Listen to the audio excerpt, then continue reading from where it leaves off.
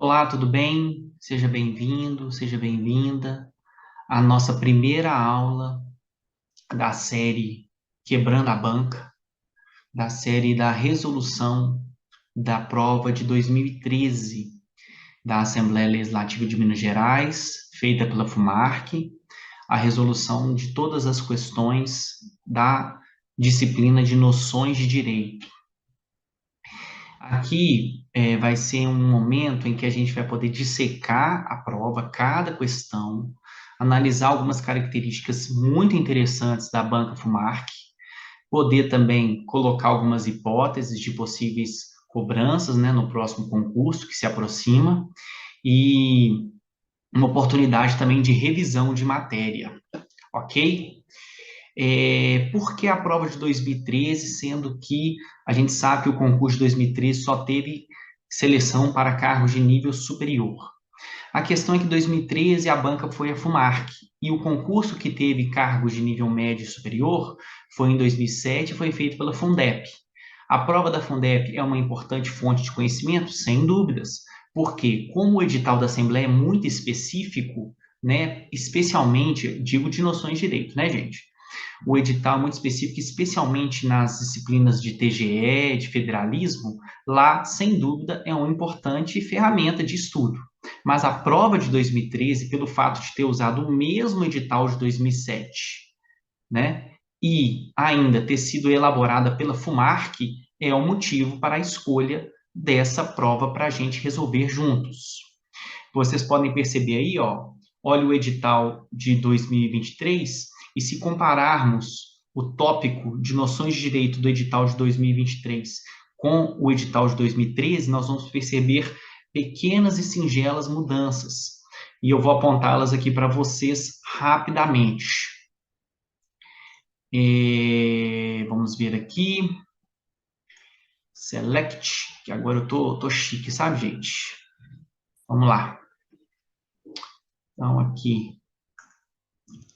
Olha aqui, no direito administrativo, esse tópico aqui foi introduzido no tópico 4. O tópico poderes da administração pública aqui, graças a Deus, é um tópico relativamente simples. Obviamente, a lei federal de licitações ela foi atualizada, haja vista que na época do concurso de 2013 ainda vigorava a Lei 8.666 e a inserção do tópico 5 em noções de direito. E afirmo que esse tópico 5 também ele é um tópico simples, haja vista que, na minha visão, ele é basicamente o estudo dos 79 incisos do artigo 5º da Constituição Federal, ok? Não tenho a mesma interpretação de colegas que os parágrafos do artigo 5º abririam espaço para cobrança, por exemplo, de pactos internacionais, Pacto São José da Costa Rica. Eu não entendo dessa maneira, haja vista que entendo ser um estudo mais restritivo nesse ponto, ok? Beleza, gente. Então vamos lá. Opa, opa, beleza. Qual que é o intuito, então, de quebrar a banca? Qual que é o intuito, então, dessa série de vídeos? É realmente dissecar aquelas características mais importantes, né, da banca FUMARC na sua cobrança. Ó, ficou uma setinha para trás aqui, né, gente? Deixa eu ver aqui, acabei de falar aí ela sumiu, beleza. O intuito, então, vocês vão ver, vão ser duas questões por vídeo, ou seja, não uma resolução não é uma resolução rápida, ao contrário, é uma resolução demorada, onde a gente vai trocar ideias, fazer pequenas revisões e ainda tentar aí abrir os olhos do candidato, o que ele pode aí priorizar, ok? Então, esse é o intuito do vídeo, porque estudar, como eu sempre digo, atualmente. Já estudar direito constitucional já não é mais estudar direito constitucional para concursos. Essa é a minha opinião, sabe, gente? A pessoa tem que ter um histórico, tem que ter uma base, pode fazer o cursinho que quiser, mas depois de publicado o edital, a pessoa tem que afunilar, na minha visão, para questões, para características da banca selecionada. Então, esse, inclusive, é o intuito, né, do projeto de questões. Quem está comigo encarando esse projeto, por exemplo, o cargo de policial legislativo, vai chegar no dia da prova com 400 questões inéditas, comentadas, no estilo da banca. Técnico, vai chegar com 340 questões. Não dá para fazer de todos os cargos, mas se o seu cargo tem português, existem 60 questões da FUMARC. Seu cargo tem noções de direito, tem aí no mínimo 160 questões para você treinar. E é isso aí tudo que está explicado no link que está aí na descrição do vídeo. E se tiver dúvida, claro, pode me chamar no WhatsApp, tanto dúvida quanto os materiais, quanto ao projeto, quanto dúvida de questões mesmo, referente às questões aí, tá bom? Então, vamos juntos. Veja bem, essa foi a primeira questão de noções de direito do concurso de 2013. E aqui já abre um espaço assim para a gente perceber como que a FUMARC, quando ela coloca um referencial teórico nos seus editais, ela não está de brincadeira, não. Quando ela coloca lá que a obra do Didalmo vai ser cobrada, perceba que na questão ela fala, considerando os elementos característicos da sociedade e do Estado indicados por Dalmo de Abreu Dallari, estão corretas as afirmativas, exceto. Então, perceba que referente naturalmente ao tópico 1, sociedade, teoria geral do Estado, melhor dizendo, e está falando de elementos característicos. Então, perceba que a banca ela é fiel à sua referência bibliográfica, e digo especialmente quando a temática abordada não envolve texto de lei. Porque, por exemplo, direito administrativo estadual, que coloca-se como referência bibliográfica a obra da professora Maria Zanella de Pietro, vocês vão ver que na questão referente a isso não se colocava segundo Maria Zanella de Pietro. Porque a questão cobrava texto de lei, e a FUMARC ela tem essa característica de, ao cobrar textos de lei, ela abordar a lei em si. Agora, não tem nenhuma lei, como eu digo aos meus alunos, não tem nenhuma lei que o artigo 1º são elementos da sociedade. Finalidade, ou valor social, manifestação de conjunto ordenados e poder social. Não tem uma lei para isso. Logo, ela vai para o seu referencial bibliográfico. A obra do Dalmo é densa? É. A obra do Dalmo é difícil? É. Mas a obra do Dalmo foi totalmente dissecada nas questões e nos comentários eu coloco ali já exatos os trechos que eu entendo que devem ser memorizados da obra de Dallari. E nas aulas do YouTube, né, na sequência de aulas de Teoria Geral do Estado, eu procuro ali dissecar cada um desses pontos. Mas então vem comigo, vamos acompanhar. Não há diferença entre Estado e a sociedade humana no seu todo, pois ambos têm mesma finalidade. A gente já se depara naturalmente com a alternativa incorreta, né? A alternativa incorreta está na letra A gente vai com certeza, né, dissecar as outras alternativas, desculpe, mas aqui já tem muita coisa para a gente conversar. Por quê? Ela é uma alternativa que tentou enganar o candidato no seguinte sentido.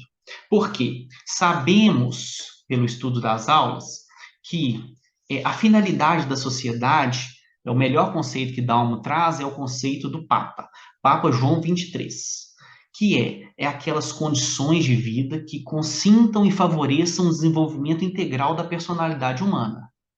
Já a finalidade do Estado é promover o bem comum.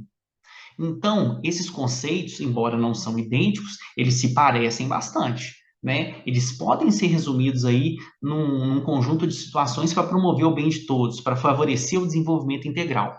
Contudo, afirmar porque os conceitos de finalidade, de sociedade e de Estado serem parecidos, você não pode afirmar que não há diferença entre sociedade e Estado. A questão foi relativamente fácil porque o candidato atento, ele estudou os requisitos da sociedade, os elementos da sociedade e os elementos do Estado. Então, Ele percebeu que um tem requisitos, tem elementos muito diferentes do segundo. E não é porque ambos têm a mesma finalidade que eles são conceitos iguais, que não haveria diferença entre Estado e sociedade humana, ok? Beleza. E aqui, ó, lembrando, hein? A sociedade tem duas origens. Uma teoria que fala que é a sociedade natural, né? Verdade? E que é a que tem maior número de adeptos. E a teoria da sociedade contratual. E qual que é a base? Qual que é a diferença básica entre as duas? É que se você entende que a sociedade foi fruto de um contrato, existe um período pré-sociedade, ok? Letra B. As manifestações de conjunto em uma sociedade devem atender aos requisitos de reiteração, ordem e adequação. Que essa alternativa B, que é correta, nos mostra claramente? Sabe o que ela nos mostra claramente? Que quando a banca coloca que ela quer os elementos da sociedade, os elementos do Estado, ela vai querer mais do que você saber o nome deles. Por quê? Essas três características, reiteração, ordem e adequação, são exatamente as características do elemento que tem um nome grande, manifestação de conjunto ordenadas. Então, você vai ter que saber, da mesma forma que o conceito de manifestação, aliás, que os requisitos de manifestação em conjunto ordenadas são esses três que estão na alternativa B, eu sugiro a você, meu querido aluno e minha querida aluna, que saiba também as características da finalidade, ou valor social, e do poder social também. Porque a questão está nos mostrando que ela quer mais do que a simples memorização que um dos elementos da sociedade é a finalidade, é a manifestação de conjunto ordenadas. Ela quer saber mais, ela quer saber o que significa isso aí.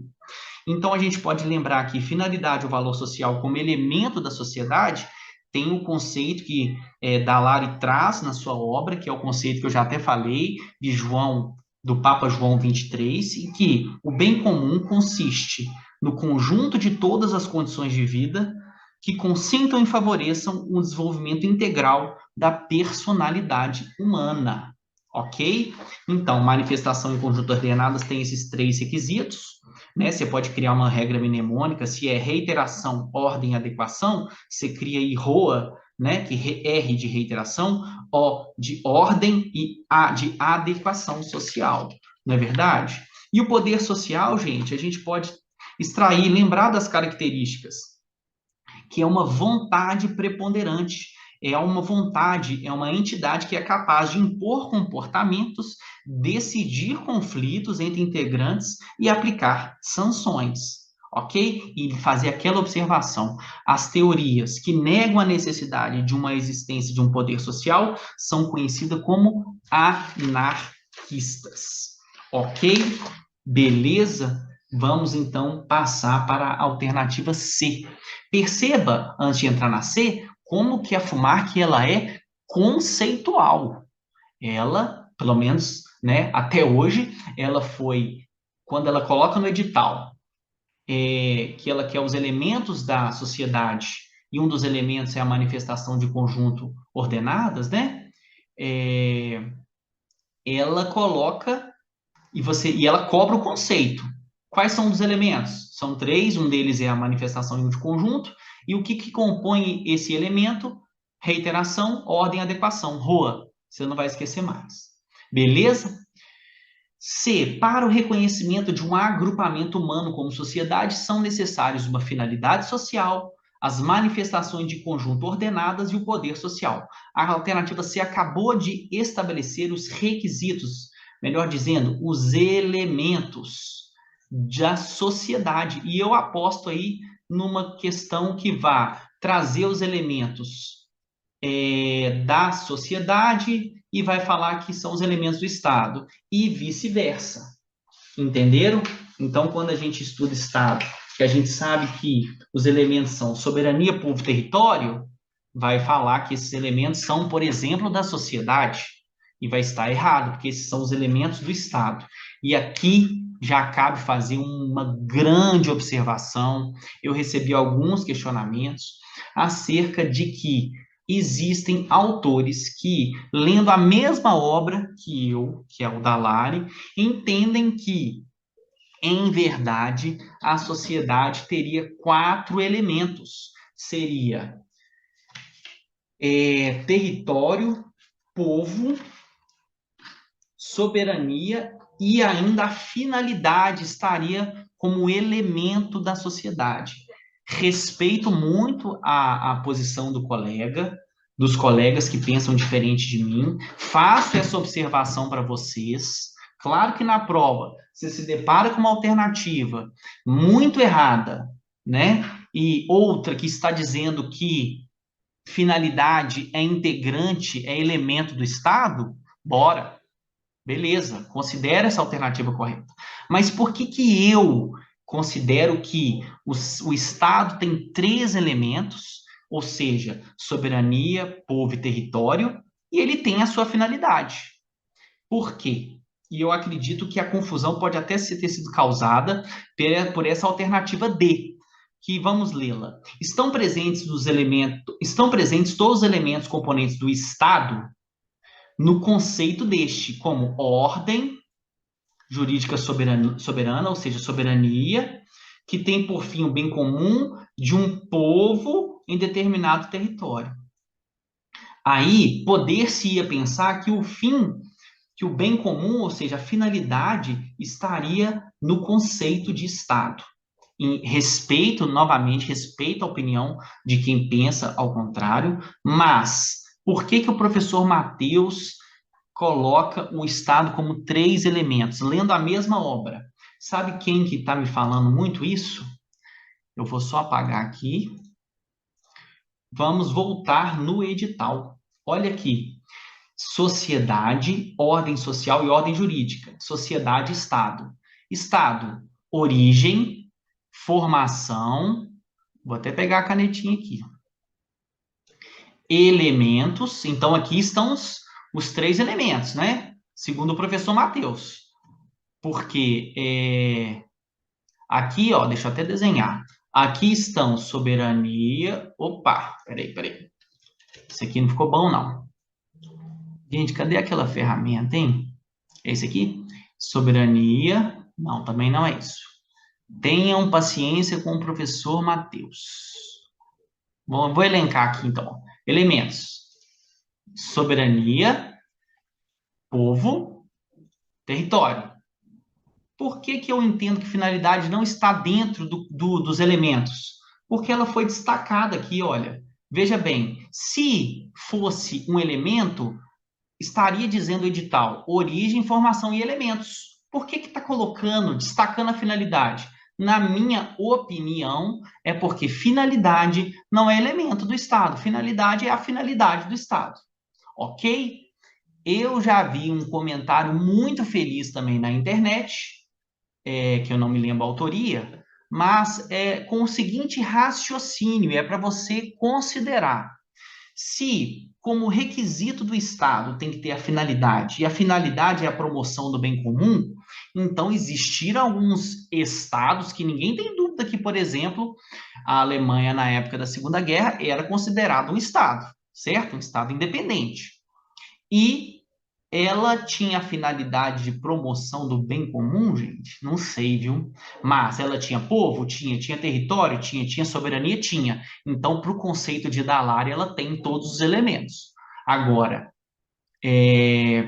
finalidade, bem comum, aí ela ser um elemento, eu queria trazer essa reflexão para vocês, viu? Mas registro aqui.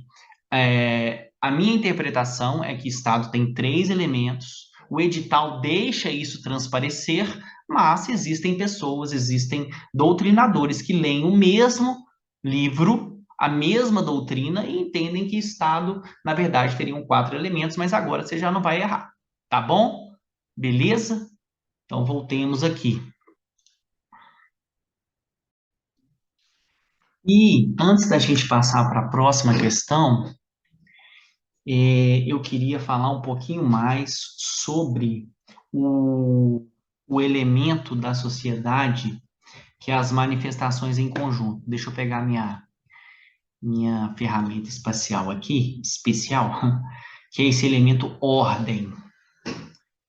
Veja bem, no edital, vou ter que tirar aqui, no edital, percebam, sociedade, ordem social e ordem jurídica. Vamos realçar aqui. Teve até um grande cursinho aí que confundiu, vamos dizer assim, esse tópico ordem social com o artigo 198 seguintes da Constituição da República. Entendo que houve confusão porque esse é um termo ligado à sociedade, não é verdade? É um desdobramento aqui, ó, sociedade, ordem social e ordem jurídica, ok? Então, na nossa questão aqui, deixa eu tirar tudo, estou aprendendo, vamos lá. Então, eu queria conversar mais sobre esse elemento, vamos dizer assim, um sub-elemento da sociedade. Por que sub, professor Matheus? Porque o elemento é manifestação de conjunto ordenadas e os sub-elementos, ou seja, o que é para dar lá essa manifestação em conjunto ordenadas é o ROC, reiteração, ordem e adequação. Como o edital fez esse recorte, sociedade, ordem social e ordem jurídica, eu vou trazer aqui breves palavras sobre cada um desses textos. E vou começar pela leitura da citação, vocês me permitem aqui. Você consegue extrair o que é a ordem social e a ordem jurídica pelo trecho do Dall'Are que assim diz: se, em lugar disso, a norma ofendida for uma norma jurídica, a consequência é diversa, precisamente por causa da bilateralidade. Ou a própria vítima da ofensa à norma ou um terceiro poderão reagir para obrigar o ofensor a cumprir a norma violada ou a sofrer uma punição. Isso porque a norma jurídica, sendo bilateral, pressupõe sempre uma relação de direitos e deveres, ligando dois ou mais indivíduos. O que acontece? Ordem jurídica é aquela que possui bilateralidade. Ligue a ordem jurídica à expressão bilateralidade. Por quê? Desrespeitou uma ordem jurídica, você vai poder ser compelido ou pela própria vítima ou por um terceiro a comportar-se de maneira diferente. Já se a ordem for social, eu digo como educação, né, mentir. Se a mentira, né, desaguar para um crime, é outra coisa, gente. Mas mentir. Hoje é dia 2, e sendo que hoje é dia 3 de janeiro, isso não vai ter consequência nenhuma para mim, não é verdade? Então, essa ordem que eu ofendi é uma ordem social, e a característica da ordem social é anotem, por favor, unilateralidade. Ela só vai. Já a norma jurídica, ela vai e volta. Certo? Ah, professor, mas se alguém me causar um dano e vier a pagar uma indenização, ele não vai corrigir o dano. É porque a forma que o Poder Judiciário tem de indenizar alguém é a forma de compelir ela a agir de forma diversa. Às vezes não tem como consertar o dano, mas você tem como indenizar o que você gastou, o que você sofreu naquele dano específico, ok? Beleza? Vamos aqui limpar tudo. Adoro a ferramenta e vamos para a próxima questão, a questão 17, que é a nossa segunda questão de noções de direito. Tendo em vista o disposto na Constituição brasileira, é correto afirmar, exceto. Aqui já no enunciado da questão tem observações a serem feitas. A FUMARC usa esse termo, né, Constituição brasileira. Não, há quem diga, um bom constitucionalista dizia que qual Constituição brasileira? De 1824? Mas é claro que a gente está se tratando da Constituição de 88. Mas pode vir segunda Constituição Federal, segunda Constituição da República, segunda Constituição Brasileira, aqui naturalmente está se referindo ao disposto na Constituição Federal de 88. E aqui eu já emendo com um comentário.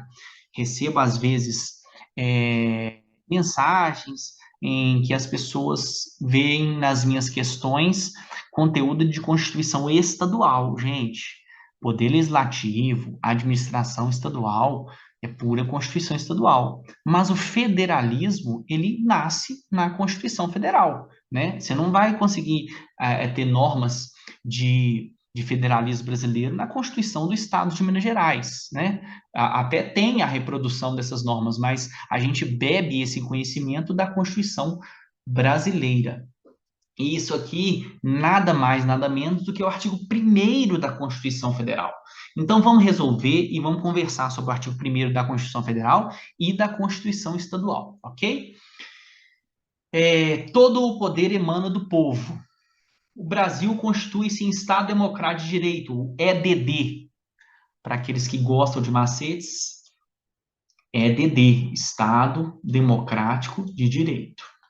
O povo somente poderá exercer o poder por meio de representantes eleitos. E aqui tem comentário à beça para fazer.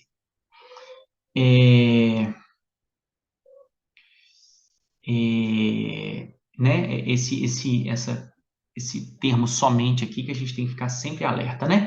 E letra D, a República Federativa do Brasil é formada pela União indissolúvel dos estados e municípios e do Distrito Federal. Claro que a alternativa correta aqui é a letra C, porque a própria Constituição Federal, ela diz que o poder emana do povo, que o povo exerce por meio de representantes ou diretamente, nos termos da Constituição. O que é um exercício direto? Plebiscito, referendo, não é verdade? Então, assim, então é errado dizer que o povo somente exerce o poder por meio da democracia representativa. Vamos dar uma olhada aqui juntos, né? Que esse é o intuito, não é passar correndo pela questão, não. Aqui, ó. Vamos lá. A República Federativa do Brasil, formada pela União indissolúvel dos estados e municípios e do Distrito Federal, constitui-se em Estado Democrático de Direito. Eu acredito, então, que a banca pode, então, muito bem cobrar, se não vejamos, os fundamentos, que é o Sociediva Plu. Soberania, cidadania, dignidade da pessoa humana, valores sociais do trabalho e da livre iniciativa e o pluralismo político. Olha a alternativa A, todo poder emana do povo. Olha a alternativa C errada, que o exerce por meio de representantes eleitos ou diretamente, nos termos desta Constituição Federal. Ok? Então, aqui a questão se tornou errada, uma questão muito fácil. Mas vamos complicar aqui um pouquinho? Vamos, né? Sempre prepare-se para o pior e enfrente o que vier. Qual que é o problema aqui que eu queria explorar? Você percebeu que a Constituição, que a questão perguntou tendo em vista o disposto na Constituição brasileira. Porque se ela viesse, como na questão anterior, dizendo, considerando os elementos da obra de Dalmo de Abreu Dallari, vocês sabem bem que existe uma diferença em democracia direta, representativa e semidireta para Dallari, né? Beleza. Democracia direta para Dallari é quando o povo, o titular do poder, exerce esse poder. Só que para Dallari, democracia direta mesmo é só em países escandinavos, só em países muito, muito, muito pequenos, que o povo tem essa condição de exercer a democracia direta. Para Dallari, em uma democracia como o Brasil, plebiscito, referendo, iniciativa, é tudo democracia semidireta, viu, gente? Não chega a ser representativa, né? Mas então, para Dallari, plebiscito e referendo é democracia semidireta. Explica o motivo. Ele explica e eu explico para vocês. Quando a sociedade é levada a ser consultada por um determinado assunto, Dallari entende que as decisões que são tomadas diretamente, por exemplo, por um plebiscito ou referendo, as pessoas que tomam essa decisão, elas não têm conhecimento suficiente sobre a questão que estão decidindo. Dessa maneira, não seria propriamente uma escolha muito bem fundamentada. Então, ele separa, ele fala, olha, essas situações são democracia semidireta. Mas se a questão, como foi a questão 17, falar tendo em vista o disposto na democracia brasileira, na Constituição não existe democracia semidireta. Existe apenas dois tipos: direta e representativa. Para Dallar existem três: direta, indireta e representativa. Ok? Isso aqui é uma baita de uma questão, poderia ser muito bem explorado, porque está no marco teórico, está na referência bibliográfica e está na, na lógica, né, da banca, que vocês puderam perceber que quando ela quer pegar a doutrina de Dallar, ela pega, mas quando ela é legalista também. Vamos fazer uma diferença aqui entre esse união aqui, ó. Esse união está com um minúsculo. Vocês perceberam? Quem é meu aluno já sabe disso. E quem já tem acesso aos meus cadernos de questões também sabe disso, porque eu exploro bem. União aqui, então a República Federativa do Brasil, ela é formada pela união, na verdade, dos estados, dos municípios e Distrito Federal. Tá bom? A República Federativa do Brasil, ela é formada pela união indissolúvel dos estados, municípios e Distrito Federal, viu, gente? Esse união aqui é com um minúsculo, muito diferente disso aqui, ó. A organização político-administrativa, que cai ao tópico 4, a organização político-administrativa da República Federativa do Brasil compreende a União, os estados, DF e municípios, todos autônomos os termos dessa Constituição. Então, a União, com um maiúsculo, só entra no cenário se estivermos diante de uma questão que diz a organização político-administrativa da República Federativa do Brasil. Contudo, se a questão estiver falando sobre a República Federativa do Brasil em si, do que ela é formada, ela não é formada pela união, da União, Estados, DF, municípios, não. Ela é formada pela união indissolúvel, e essa palavra é importantíssima, não há prerrogativa de secessão de uma unidade federativa sair dessa unidade, né? Sair dessa República Federativa. É uma união indissolúvel dos estados, municípios e DF, tá bom? E constitui-se em Estado de Direito? Não, em Estado democrático de direito, e tem como fundamentos soberania, cidadania, dignidade da pessoa humana, valores sociais do trabalho e da livre iniciativa. Olha o capitalismo aí manifesto na nossa Constituição. Valores sociais do trabalho e da livre iniciativa. E o pluralismo político. Então, o partido único, ele não é uma realidade, nem poderia ser, por estaremos diante de algo imutável na nossa Constituição, ok? E o parágrafo único: todo poder emana do povo, que o exerce por meio de representantes eleitos ou diretamente dos termos dessa Constituição. Vocês viram rapidinho aqui que o artigo 1º da Constituição do Estado também pode cair, porque ele fala a mesma coisa, mas ele não é idêntico. O Estado de Minas Gerais integra com autonomia político-administrativa a República Federativa do Brasil. Perceba que esse artigo 1º aqui, a unidade federativa aqui, ela está sendo dita naquela do artigo 18 da Constituição, porque ele fala: o Estado integra com autonomia político-administrativa a República Federativa do Brasil. Parágrafo 1º. Todo poder emanando do povo, que o exerce por meio de representantes eleitos ou diretamente, nos termos da Constituição da República e desta Constituição. Então, tem institutos de democracia direta na Constituição da República e na Constituição do Estado. Lembrando, se for no marco teórico de Dallari, se a questão trouxer isso, como a FUMARC fez na questão anterior, você vai poder ser perguntado sobre democracia semidireta, tá bom? E, parágrafo 2º, o Estado se organiza e se rege por esta Constituição e leis que adotar, observados os princípios constitucionais da República, ok? Alternativa por alternativa, fazendo os devidos comentários quando eles devem ser pertinentes. Espero que você tenha gostado. Vamos acompanhando comigo, a gente vai resolvendo 2 por vídeo, porque você não deve maratonar, apesar de que eu sei que você maratona, sei que você assiste na velocidade 2, mas não pode, gente. Estudo é devagar, tá bom? Mas como a gente está entrando numa reta final, achei bem interessante essa abordagem de analisar, dissecar, e não só responder, mas propor, né, novos questionamentos para a prova, de acordo com a última que foi elaborada pela Banca FUMARC, ok? Forte abraço, bora conquistar o crachá!